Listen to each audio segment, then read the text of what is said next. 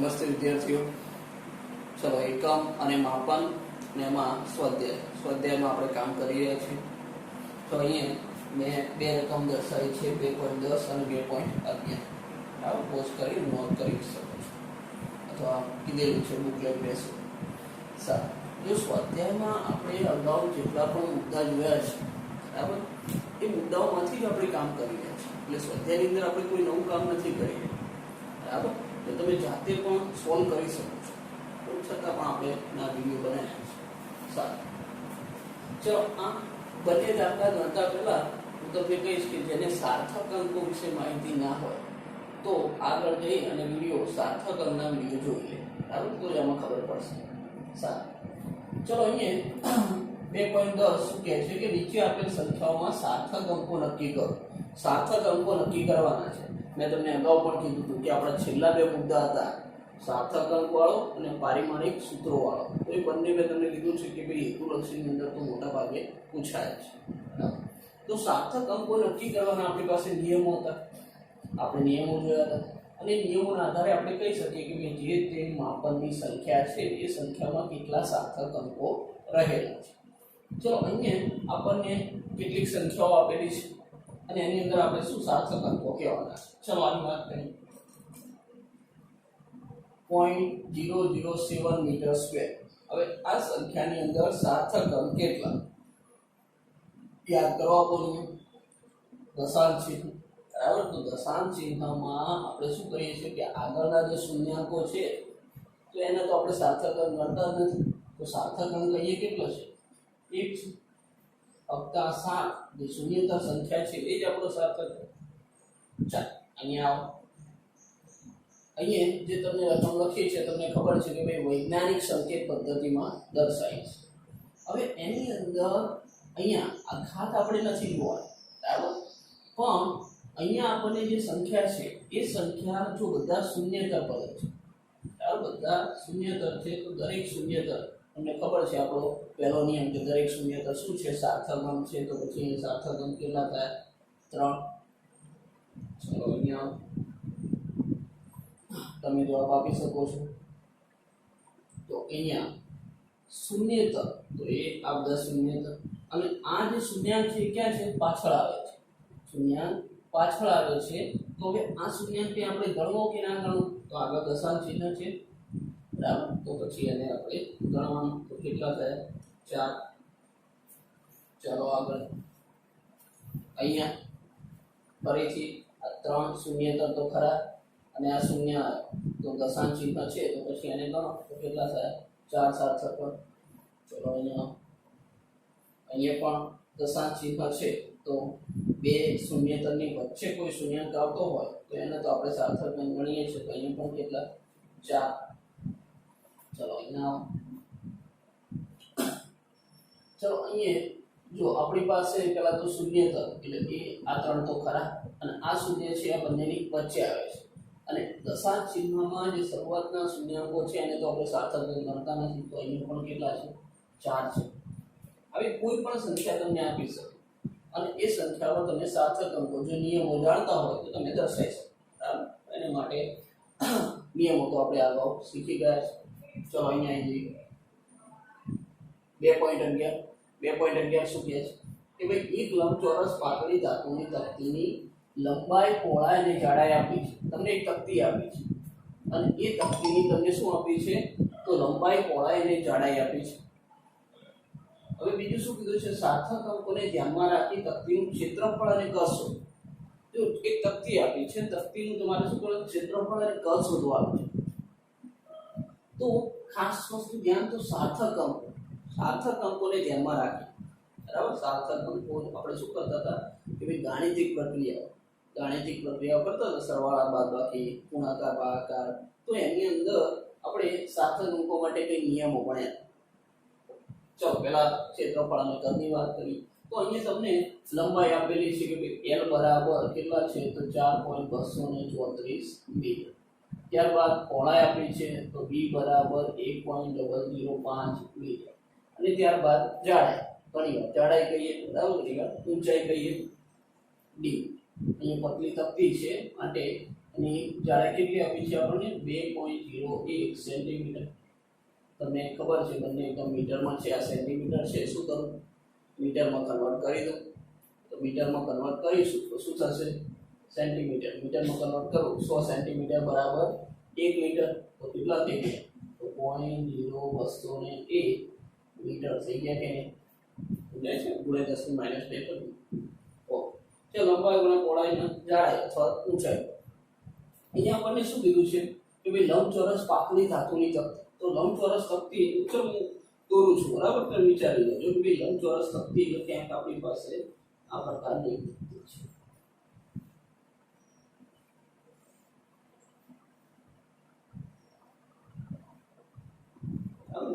આ પ્રકારની આપણી પાસે એક તકતી છે. આની લંબાઈ, આની પહોળાઈ, બરાબર, અને આની જાડાઈ, બરાબર. આ ડી. ઓકે, ચલો મારે શું કરવું છે, તો આ ત્રિપરિમાણો વિચારો. ત્રિપરિમાણમાં આપણી પાસે તકતી છે, બરાબર. તો એ તકતીની આ તકતી ધારી આમ છે તો એની લંબાઈ, એની કઈ પહોળાઈ હશે અને સાથે સાથે એની જાડાઈ, બરાબર. લંબાઈ, પહોળાઈ અને પાછળ કઈ જાડાઈ. સારું, ચલો અહીંયા આપણે શોધવાનું શું છે, એનું ક્ષેત્રફળ. તો પહેલા તો તકતીનું ક્ષેત્રફળનું શું છે, તકતીનું ક્ષેત્રફળ.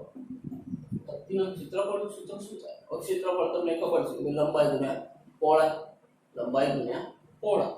પણ અહીંયા જે તે લંબઘન તકતી છે, લંબઘન છે, તો જો આની બાજુઓ કેટલી થશે, તો એ આ ઉપરની આ બાજુની વાત કરું, ફક્ત આની વાત કરું તો લંબાઈ ગુણ્યા પહોળાઈ, બરાબર. લંબાઈ ગુણ્યા પહોળાઈ. હવે સાથે સાથે ચલો આ બાજુની વાત કરું, નીચેની સપાટીની વાત કરું તો પહોળાઈ ગુણ્યા જાડાઈ આવશે. તો અહીંયા લંબાઈ ગુણ્યા પહોળાઈ પ્લસ શું કરું, તો પહોળાઈ ગુણ્યા જાડાઈ પ્લસ જાડાઈ ગુણ્યા લંબાઈ થશે કે નહીં? આપણી બાજુ જોઈ લો. આ બાજુની વાત કરું, ફક્ત આ ઉપરની સરફેસની વાત કરું, લંબાઈ ગુણ્યા પહોળાઈ. ત્યારબાદ આ નીચેની ભાગની વાત કરું, આની વાત કરતો હોય, બરાબર, તો શું થશે, પહોળાઈ ગુણ્યા જાડાઈ. અને અહીંયા વાત કરતા આવીશું આપણે, તો પછી શું થશે, જાડાઈ ગુણ્યા લંબાઈ થશે કે નહીં આ ભાગ માટે. હવે જો દરેક ભાગ એટલે કે આ આગળનો ભાગ એવો ને એવો પાછળનો ભાગ, તો આની માટે પણ લંબાઈ ગુણ્યા પહોળાઈ. આની માટે તો આ ભાગ છે એવો ને એવો આ ભાગ, તો દરેક ભાગ કેટલા છે, 2 છે. તો આપણી પાસે તકતીનું ક્ષેત્રફળ એટલે 2LB ગુણ્યા EB પ્લસ DA કે આ રહી તકતીનું ક્ષેત્રફળ. ક્ષેત્રફળનું સૂત્ર છે એમાં કિંમત મૂકી દે તો 2 લંબાઈ. ચલો લંબાઈ કેટલી આપી છે, તો કે 4.234 અને પહોળાઈ કેટલી છે, તો 1.005 વત્તા ચલો 1.005 અને જાડાઈ કેટલી છે, તો 0.0201 વત્તા ચલો 0.0201 ગુણ્યા કેટલા થશે, 4.234. સમજાય છે? ગણતરી કરો. ગણતરી માટે આપણી પાસે સરસ કેલ્ક્યુલેટર છે. કેલ્ક્યુલેટર લઈને બેસીએ, આ ગુણાકાર કરો, એનો સરવાળો કરો, 2 વડે ગુણી કરો, કેટલું આવે છે?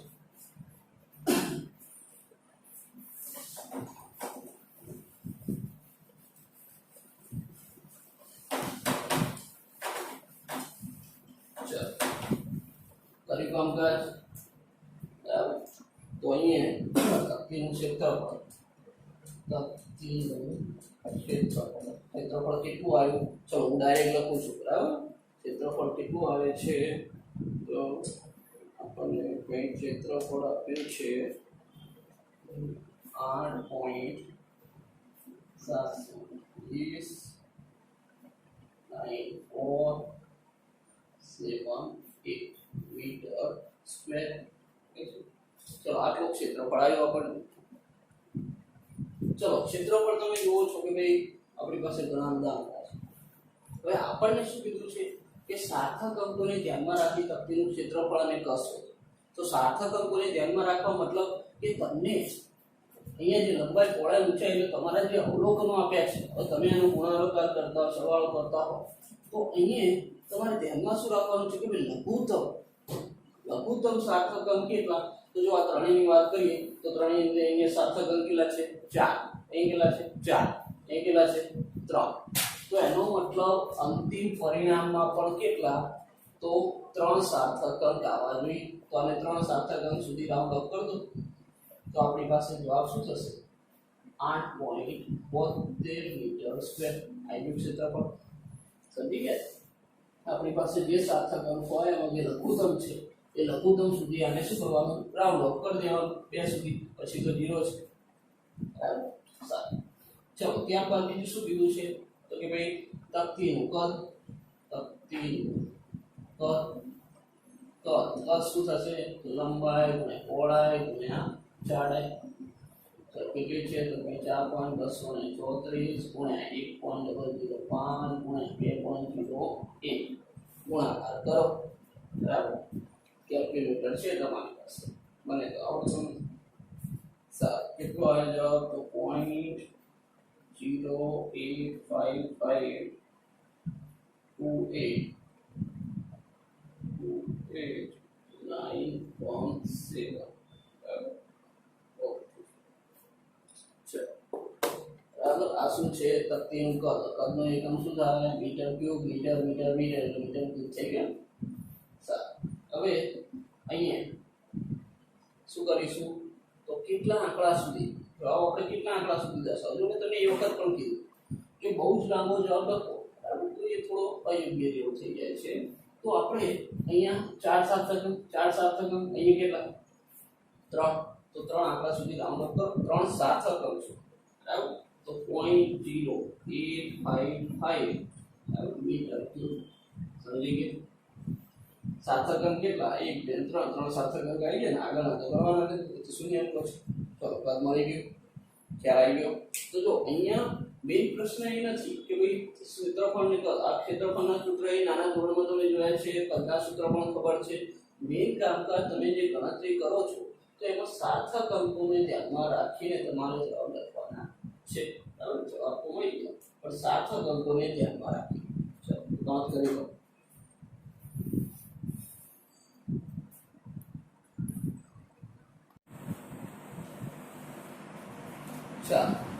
ત્યારબાદ સ્વાધ્યાયની અંદર 2.12 અને 2.13 રકમ તમારી સમક્ષ છે, નોંધ કરી શકો છો.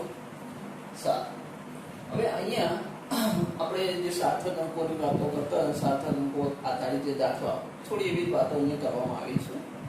ચલો જોઈ લઈએ રકમ શું કહેવા માંગે છે. તો કે ભાઈ પ્રોવિઝન સ્ટોરની તુલા વડે માપેલ એક બોક્સનું દળ. બરાબર? પ્રોવિઝન સ્ટોરની તુલા છે, બોક્સનું દળ માપેલ 300 કિલોગ્રામ મળે છે. હવે આ બોક્સમાં 20.15 ગ્રામ અને 20.17 ગ્રામ દળના સોનાના 2 ટુકડા મૂકવામાં આવે છે. એક બોક્સમાં પાછા સોનાના 2 ટુકડા મૂકે. બોક્સનું કુલ દળ કેટલું થાય?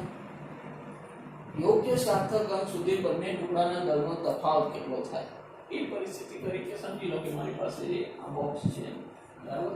આ બોક્સમાં આ એક સોનાનો ટુકડો બરાબર અને આ બીજો એક સોનાનો ટુકડો. હવે તમને એમ કીધું છે બોક્સનું કુલ દળ કેટલું થાય? તો બોક્સનું પોતાનું કંઈક દળ, પછી આ ટુકડાનું દળ, બીજા ટુકડાનું દળ, આ ત્રણેયનો સરવાળો કરીએ તો શું મળી જાય? બોક્સનું કુલ દળ મળી જાય કે નહીં? ઓકે, સારું.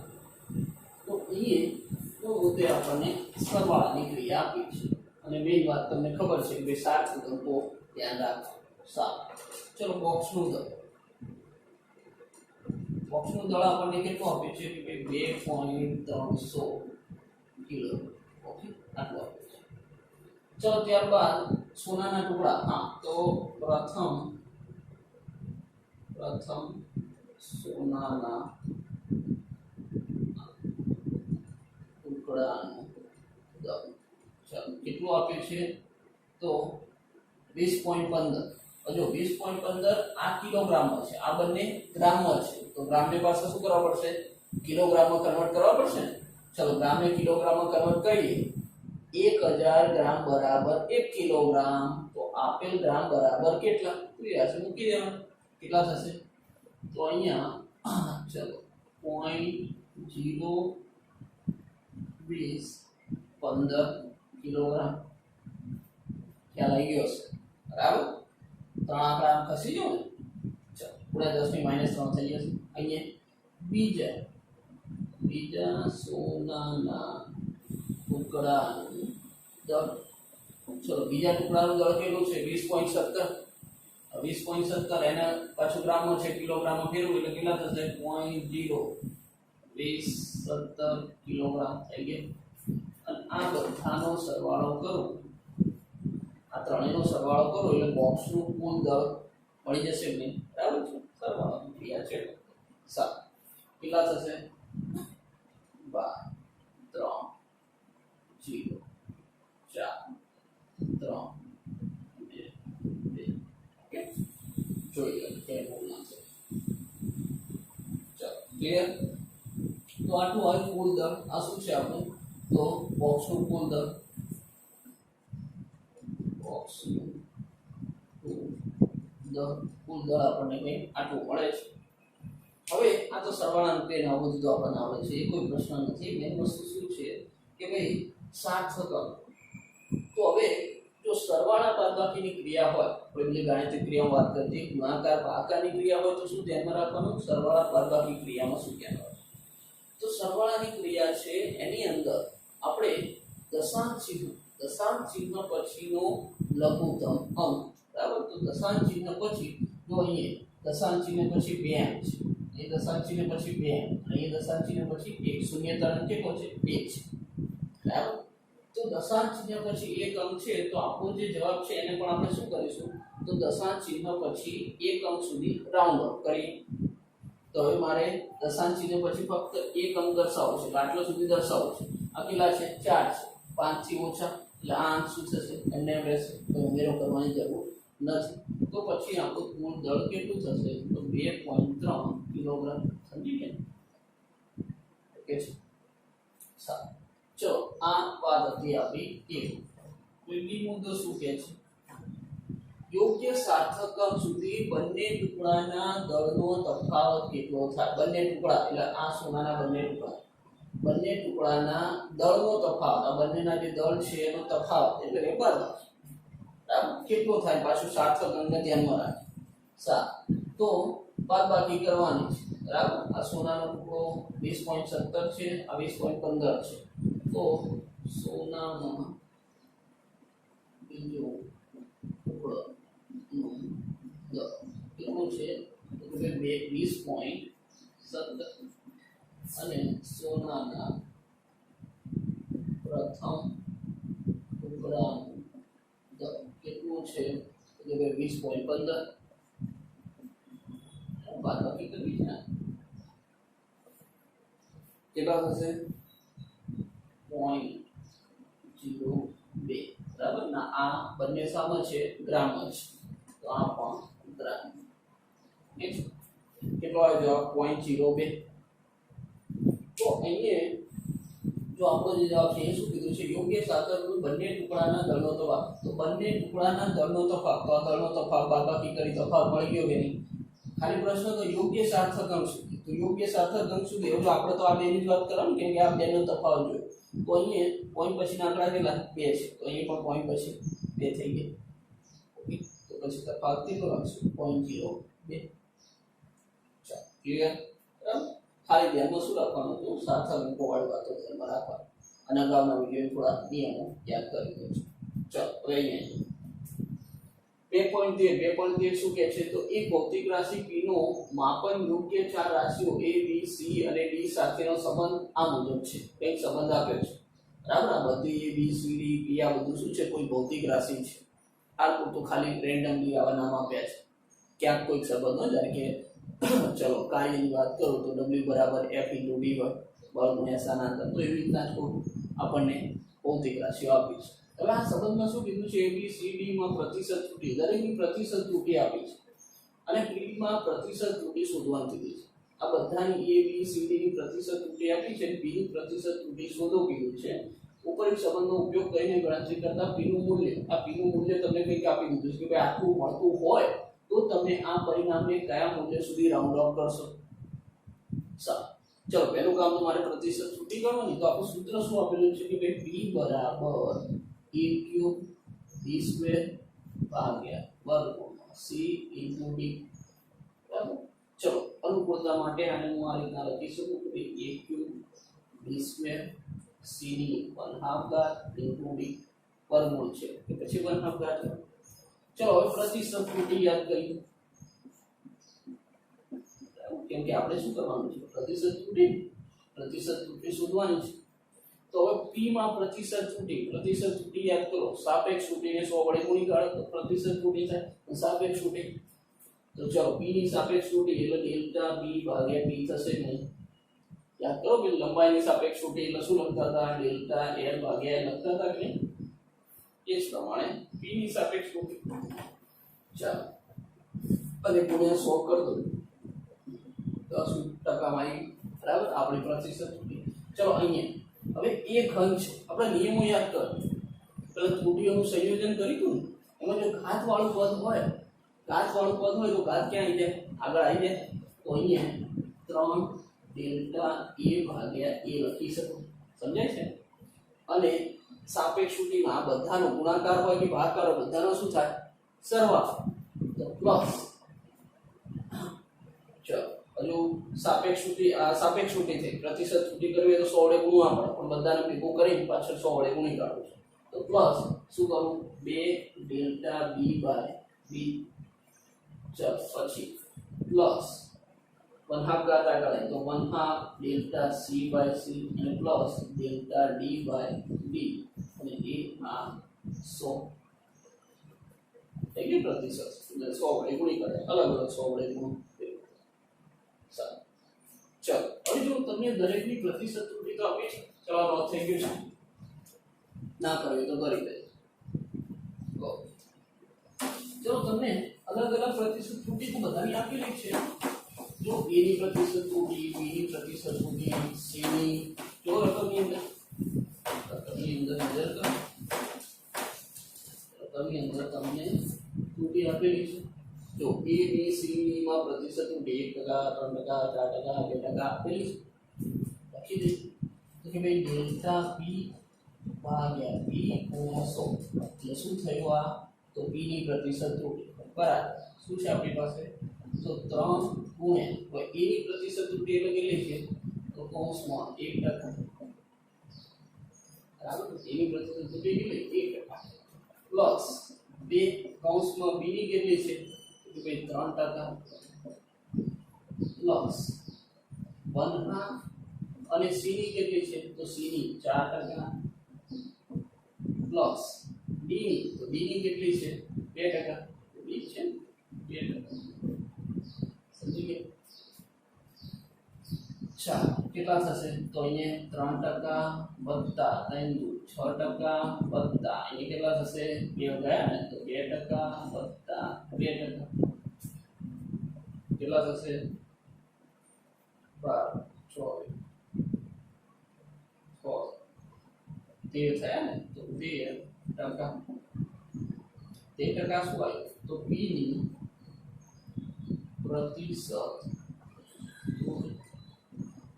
આ શું દર્શાવ્યું, p ની પ્રતિશત છૂટી, p ની પ્રતિશત છૂટી કેટલી 13%, તો આપણને એક માં કીધું કે ભાઈ p માં પ્રતિશત છૂટી શું મળી ગઈ, આ બધાને આપેલી હતી માટે. ચલો બીજું શું કીધું છે કે ભાઈ p નું મૂલ્ય આપ્યું, p નું મૂલ્ય તમને આપી દીધું, p નું મૂલ્ય આપ્યું છે, આ તો પ્રતિશત છૂટી છે. p નું મૂલ્ય કેટલું, 3.763 મળતું હોય તો તમે આ પરિણામને કયા મૂલ્ય સુધી રાઉન્ડ અપ કરશો. તો જો આપણે પ્રતિશત છૂટી કેટલી આવી, તો 13%, કેટલા અંક છે, 2 અંક છે, સાતક કેટલા 2, તો અહીંયા પણ શું કરવાનું, તો 2 અંક સુધી રાઉન્ડ અપ કરવાનું. 2 અંક સુધી રાઉન્ડ અપ કરું તો શું થશે, જો આ 2 અંક લેવાના છે, હવે આ કેટલા છે, 6 છે, એટલે ઉમેર દો તો 3.8 થયા કે બરાબર. p નું મૂલ્ય બરાબર કૌંસમાં શું કર્યું, રાઉન્ડ ઓફ કર, બરાબર રાઉન્ડ ઓફ કર્યું તો 3.8 થઈ ગયું. આ 2 અંક છે, 2 સાર્થક અંક છે, તો અહીંયા પણ કેટલા 2 આવવા જોઈએ. આ શું છે, p ની પ્રતિશત અને p નું મૂલ્ય લખી રહ્યા છે. ચલો ક્લિયર વાત, બરાબર. આવો નવો દાખલો એક આપણે અગાઉ જોયો હતો, પેલું ઘાતવાળી વાત આવી, ઉદાહરણ ગણિત જો યાદ હોય તો આ ત્રુટીઓનું સંયોજન કર્યું ત્યારે આ ઘાતવાળી વાત આવી તો એમાં આટલું લખી મૂકી દીધું, કેમ કે આ દરેકની ત્રુટી આપેલી નથી, આપણે આપેલી છે, તો આપણને કંઈ જવાબ મળી ગયો. જોઈ લો જવાબ, હલ કરી લો.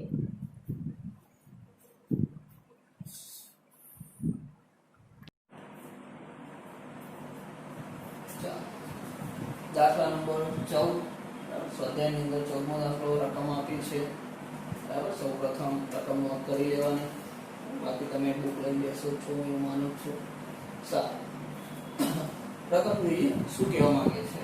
તો કે મુદ્રણની ઘણી ત્રુટીઓ ધરાવતા એક પુસ્તકમાં આવર્ત ગતિ કરતા એક કણના સ્થાનાંતરના 4 જુદા જુદા સૂત્રો આપ્યા છે. આ ચારે ચાર સૂત્રો y એટલે શાના છે? સ્થાનાંતર. આ y શું દર્શાવે છે? સ્થાનાંતર. તો સ્થાનાંતરના સૂત્રો આપેલ છે, સૂત્રો જોઈ લો. હવે શું કીધું છે કે ભાઈ અહીંયા આ a સ્મોલ a કણનું મહત્તમ સ્થાનાંતર. તો આ જે a છે small a, A small a પણ શું દર્શાવે છે? કણનું મહત્તમ સ્થાનાંતર. આ a પણ શું છે? સ્થાનાંતર, પણ એ મહત્તમ સ્થાનાંતર છે. b કણની ઝડપ, તો અહીંયા જે b છે એ કણની ઝડપ છે. ત્યારબાદ t આવર્તકાળ, આ t છે એ t શું દર્શાવે છે? તો આવર્તકાળ દર્શાવે છે. પરિણામને આધારે ખોટા સૂત્રોને નાબૂદ કરો. જે આપ્યું છે એમાંથી ખોટું કયું સાચું કયું 4 આપે છે, 4 માંથી કયું સાચું કયું ખોટું. તો જો આવું કોઈ સમીકરણ આપેલું હોય અને સાચું ખોટું આપણે પારખવાનું, બરાબર, તો એના માટે જો તમને યાદ હોય તો અગાઉ આપણે જે પારિમાણિક સૂત્રો ભણ્યા અને એના ઉપયોગો તો આપણે ભૌતિક રાશિથી બધા જે સમીકરણો છે એ સમીકરણોની યથાર્થતા ચકાસતા. યાદ કરો, આવું કંઈક ઉદાહરણ આપ્યું અગાઉ કે ભાઈ 1/2 mv² બરાબર mgh. આવું કોઈ ઉદાહરણ આવ્યું, ઉદાહરણ આપણે દાખલામાં કામ કર્યું. આ શું છે? ગતિ ઊર્જા. આ શું છે? સ્થિતિ ઊર્જા. તો બે આ સમીકરણ જે છે એ સાચું છે ખોટું? આપણે કોના આધારે વાત કરી? તો પારિમાણિક સૂત્રોના આધારે. બંને બાજુ પારિમાણિક સૂત્રો સરખા હોય તો બે આ સૂત્ર કેવું કહેવાય? સાચું કહેવાય, બરાબર. તો અહીંયા પણ કામ આપણે એવું જ કરવું છે. આપણને 4 સૂત્રો આપેલા છે. શું કીધું? પરિણામને આધારે ખોટા સૂત્રો નાબૂદ કરો. તો આમાંથી ખોટા કયા 4 એ નાબૂદ કરો. તો શું જોઈએ? ડાબા અને જમણા બંને બાજુના પરિમાણ એટલે પારિમાણિક સૂત્રો લખી તો ખબર પડશે. સારું, ચલો પારિમાણિક સૂત્રો લખવા માટે પહેલા તો ભૌતિક રાશિ. હવે જો અહીંયા તો સાઇન અને કોસના વિધેયો પણ છે. ચલો પહેલા એની વાત કરો, બરાબર. એની વાત કરું, એ માટે વાત કરીએ. સૂત્ર શું છે? તો y બરાબર a sin 2πt by capital T. ચલો આ સૂત્ર છે. તો આ સાચું ખોટું જોઈએ. હવે એ જો આ y શું દર્શાવે છે? સ્થાનાંતર. બરાબર, y શું છે? સ્થાનાંતર. આ a શું છે? તો કણનું મહત્તમ સ્થાનાંતર. કણનું મહત્તમ સ્થાનાંતર. ચલો હવે sin 2πt. ચલો એ આ સ્મોલ t છે, આપણે ભૌતિક રાશિની ઓળખ. સ્મોલ t એટલે શું છે? સમય છે. અને કેપિટલ T એટલે આવર્તકાળ. અને આવર્તકાળ તમને ખબર છે, યાદ કરો, પેલો સાદા લોલકમાં મેં કીધું તો આવર્તકાળ, બરાબર. એક દોલન પૂર્ણ કરવા માટે લાગતો સમય એટલે આવર્તકાળનો મુદ્દે શું છે? સમય છે ને. એક દોલન પૂર્ણ કરવા માટે લાગતો સમય. સારું, તો હવે ડાબા અને જમણા પારિમાણિક સૂત્રો સમાન થાય તો આ સૂત્ર આપણે શું કેવું કહેવાય? સાચું કહેવાય. સારું, હવે અહીંયા જો આ y છે એટલે સ્થાનાંતર એટલે મૂળ મુદ્દે કાપેલું અંતર કણનું પરિમાણ લખવું હોય તો L1 વડે દર્શાવાય કે નહીં? સમજાય છે વસ્તુ? y સ્થાનાંતર એટલે મૂળ મુદ્દે શું છે? કાપેલું અંતર મૂળ લંબાઈ થાય ને તો લંબાઈ તો L1 વડે દર્શાવાય, બરાબર. નહીં આ સ્મોલ a શું છે? તો મહત્તમ સ્થાનાંતર એટલે એ પણ શું થાય? અંતર જ થાય ને, લંબાઈ. તો એને પણ હું શાના વડે દર્શાવું? L1 વડે દર્શાય, બરાબર. ચાલો હવે sin 2πt/t. તો અહીંયા જો આ sin વિધેયનો જે ખૂણો છે, બરાબર, એમાં ભૌતિક રાશિ મૂલ્ય છે તો આપણો મતલબ નથી. તો આ t એટલે સમય. તો હવે આનું પારિમાણિક સૂત્ર t નું, સમયનું શું થાય? t નું. અને છેદમાં પણ પાછો આવર્તકાળ એટલે આવર્તકાળ એટલે એક દોલન પૂર્ણ કરવા માટે લાગતો સમય. તો એનું પણ પારિમાણિક સૂત્ર શું છે? t1. તો ઉપર નીચે t1 આ તો શું છે? ઉડી ગયા. તો અહીંયા પરિમાણ શું થઈ ગયું? 0 થઈ ગયું. અહીંયા પરિમાણ શું થઈ ગયું? sin. પરિમાણ કહો તો પરિમાણ તો શું છે? બરાબર, m0 l0 અને t0 છે કે નહીં પરિમાણ તો 0 થઈ ગયું તો પછી વધ્યા કયા આ રહ્યા l1 અને l1 તો l1 બરાબર l1 આવી ગઈ આ બાજુ 0 છે ને અહીંયા કંઈ મળ્યું હોત તો પાછું આપણું અલગ થઈ ગયા ડાબુ ને જમણું પણ આ તો 0 છે ને આ tt તો ઉડી ગઈ એટલે તો જે આ t1 - 1 0 થઈ ગયું તો એ તો કંઈ છે જ નહીં તો l1 મતલબ કે આ સૂત્ર કેવું થશે સૂત્ર સાચું છે બરાબર પરિમાણ બંને સરખા છે ચલો b ની વાત કરી b શું કહે છે તો b ની અંદર સૂત્ર શું છે કે y બરાબર a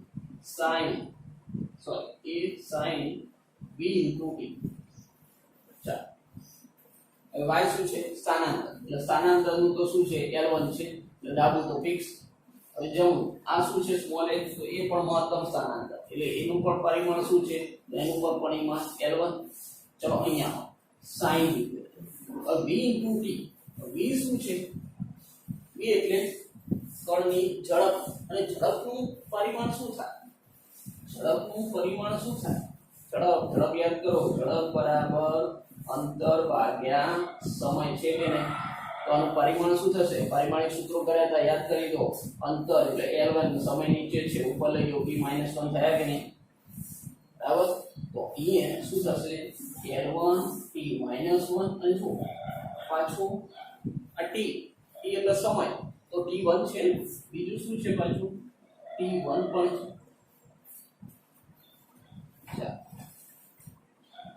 છે જો તમને ખબર છે કે ભાઈ આ l1 ને l1 સરખા ક્યારે થાય કે આ બધું mlt આપ તમે 0 થઈ જાય અહીંયા પરિમાણ 0 થાય તો આ બે સરખા થાય ને તો એનો મતલબ અહીંયા શું થવું જોઈએ 0 થવું જોઈએ और t - 1 t1 એટલે t તો ઉડી ગઈ તો વધ્યું શું મારી પાસે તો l1 sin और આ t ગયા પણ l1 તો વધ્યો ને l1 તો વધ્યું તો જો અહીંયા 0 થવું જોઈએ બરાબર sin નો જે કોણ છે એના પરિમાણ કેવા થઈ જવા જોઈએ 0 થવા જોઈએ થાય છે નથી થતા તો એનો મતલબ આ સૂત્ર સાચું નથી બરાબર સાચું ના હોય પરિણામને આધારે ખોટા સૂત્ર શું કરો નાબૂદ કરો એટલે આને નાબૂદ કરો આ આપણું ખોટું આ કેવું છે આ સાચું છે બરાબર બીજું કયું છે c જો c શું કહે છે તો c સૂત્ર શું છે કે y બરાબર a ભાગ્યા t અને sin t ભાગ્યા a ચાલો આ સૂત્ર છે તો y એટલે સ્થાનાંતર એટલે તમને ખબર છે c તો આપણું l1 હવે આ ડાબી સાઈડ જમણી સાઈડ પણ l1 આવવું જોઈએ અહીંયા તો ના આવ્યું બીજો l1 આવે લઈ જતું ચલો e એટલે સ્થાનાંતર એટલે એનું શું લખું l1 લખું અને છેદમાં t આવર્તકાળ એટલે એનું શું થશે t1 આવે આ t1 અહીંથી કાઢવું પડશે ને નહીંતર l1 સરખું નહીં થાય ચલો sin t નું શું છે તો સમય છે એટલે એનું t1 બરાબર આ છેદમાં શું છે છેદમાં શું છે a એટલે સ્થાનાંતરનું l1 તો છેદમાં છે એનું ઉપર લખવું હોય તો l - 1 કરવું તો જો અહીંયા તો છે m0 l0 t0 નહીં છે અહીંયા પણ છે એટલે બે બાજુ સરખું થતું નથી તો પછી આ સૂત્ર સાચું નથી સમજાય છે ડાબા જમણા સરખું ના થયું અહીંયા l1 તો અહીંયા ફક્ત l1 જ વધવું જોઈએ l1 વધ્યું આ 0 થઈ અહીં 0 ના છે અહીંયા તો અહીંયા પણ નહીં થતું અહીંયા પણ નહીં થતું મતલબ આ સૂત્ર ખોટું ખ્યાલ આવ્યો ચાલો હવે b વધે b શું કહે છે ચલો b ના અહીંયા તો b જો અહીં b નું પરિમાણ લખો સૂત્ર ફેરથી નહીં લખતો અહીં સુધી લખો તો y માટે તો l1 આવી ગયું ચલો હવે a ભાગ્યા √2 એટલે √2 તો બોલી જાય કેમ કે એ તો મૂલ્ય છે આપણે તો ભૌતિક રાશિનું પરિમાણ તો એનું પરિમાણ શું છે l1 એટલે શું તો કણનું મહત્તમ સ્થાનાંતર એટલે l1 ચલો હવે અહીં sin 2π t/t t/t છે તો sin અને અહીં પરિમાણ જો આનું t1 અને t1 એટલે શું થઈ ગયું તો t0 થઈ ગયું કે નહીં આ t1 અગાઉ કરી તો એ જ વાત t1 એટલે શું થઈ ગયું 0 થઈ ગયું તો આ 0 થઈ ગયું પ્લસ cos અહીંયા પણ t1 એટલે શું થઈ જશે તો t0 તો એનો મતલબ એ થયો કે અહીંયા તો જે ખૂણો છે એના પરિમાણ કેવા છે શૂન્ય તો અહીંયા પરિમાણ શૂન્ય થયા પરિમાણ શૂન્ય થયા તો પછી ડાબા જમા કેવું? તો આ સૂત્ર કેવું છે? સાચું છે. આ સૂત્ર કેવું છે? સાચું છે. ચલો ખ્યાલ આયા? A B C D. તો આની અંદર ખોટા કયા પડ્યા આપણા? તો B અને C. B અને C ખોટા છે, એને નાબૂદ કરો. તો સાચા કયા? A અને D આપણા સાચા. ચલો ક્લિયર? નોટ કરો.